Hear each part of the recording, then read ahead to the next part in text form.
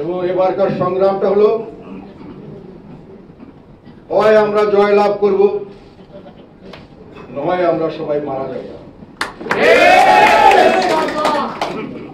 আমাদের দল থাকবে, হয় থাকবে, নয় থাকবে না। এটার প্রমাণ এখন আমাদেরকে দিতে হবে।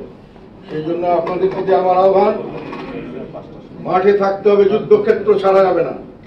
আমরা মাঠে থাকবো, যখন প্রোগ্রাম দিব সেই প্রোগ্রাম আপনারা করবেন। 2 জন হোক, 10 জন হোক, 5 জন হোক, যাই হোক, দাঁড়াবেন, প্রতিবাদ করবেন। আপনাদের সঙ্গে লোক আসবে, হাজার হাজার লক্ষ লক্ষ মানুষ আপনাদেরকে সমর্থন করবে। কেননা আমরা এখন একটা রাজনীতি করছি, জনগণের রাজনীতি। আমরা ত্যাগ তিতিক্ষা এইসবের জন্য আমরা প্রস্তুত আছি, আমরা সর্বোচ্চ ত্যাগ করতে পর্যন্ত প্রস্তুত আছি।